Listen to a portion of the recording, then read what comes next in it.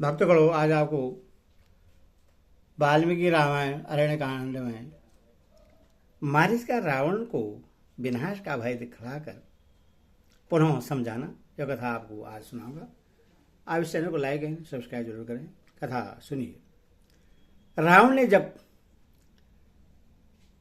राजा की भांति उससे ऐसी प्रतिकूल आज्ञा दी तब मारिच ने निशंक होकर उस राक्षस राज से कठोर वाणी में कहा, राजन, किस पापी ने तुम्हें पुत्र, राज्य और मंत्रियों से तुम्हारे विनाश का यह मार्ग बताया है? राजन, कौन ऐसा पापाचारी है जो तुम्हें सुखी देखकर प्रश्न नहीं हो रहा है? किसने युक्ति से तुम्हें मौत के द्वार पर जाने की यह सलाह दी है? निशाचर, आज यह बात सर्वस्व रूप से ज्ञात हो गई है कि तुम्हारे दुर्बल शत्रु तुम्हें किसी बलवान से भिड़ाकर नष्ट होते देखना चाहते हैं। राक्षसराज, तुम्हारे अहित का विचार रखने वाले किस नीच ने तुम्हें यह पाप करने का उपदेश दिया है? जान पड़ता है कि वह तुम्हें अपने ही कुकर्म से नष्ट होते देखना चाहता है।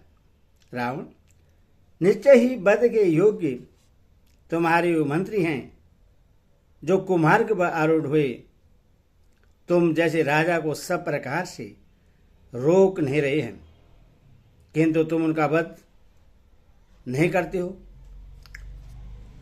अच्छे मंत्रियों को चाहिए कि जो राजा स्वेच्छाचारी होकर कुमार्ग पर चलने लगे उससे सप्रकार से वे रोके। तुम भी रोकने के ही योग्य हो, फिर भी वे मंत्री तुम्हें रोक नहीं रहे हैं।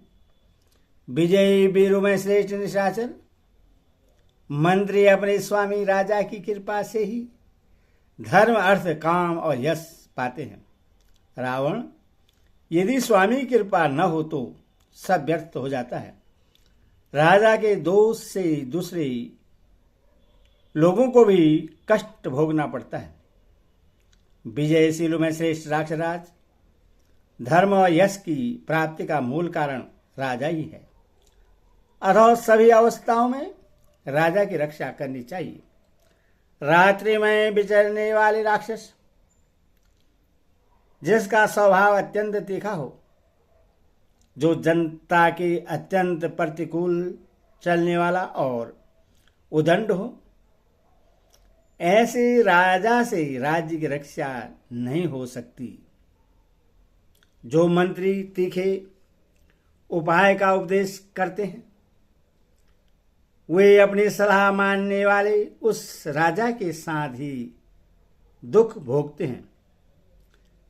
जैसे जिनके सारथी मूर्ख हो, ऐसे रथ नीची ऊंची भूमि में जाने पर सारथियों के साथ ही संकट में पड़ जाते हैं।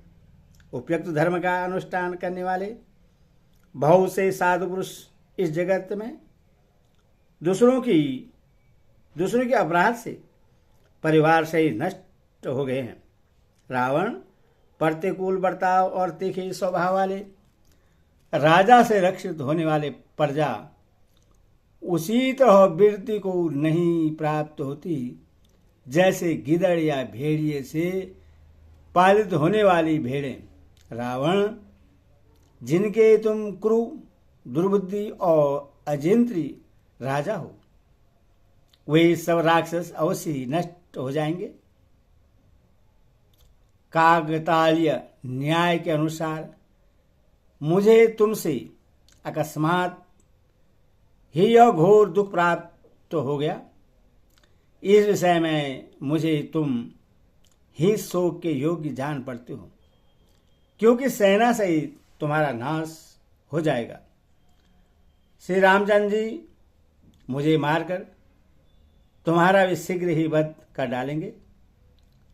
जब दोनों ही तरह से मेरी मृत्यु निश्चित है, तब श्री राम के हाथ से होने वाली जो वह मृत्यु है, इससे पाकर मैं कृतकृत्य हो जाऊंगा, क्योंकि शत्रु के द्वारा युद्ध में मारा जाकर प्राण त्याग करूंगा।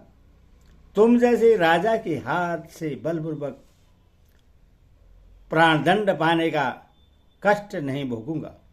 राजन, यह निश्चित समझो कि श्री राम के सामने जाकर उनकी दृष्टि पड़ते ही मैं मारा जाऊंगा, और यदि तुमने सीता का हरण किया तो तुम अपने को भी बंधु बांधवों से मरा हुआ ही मानो।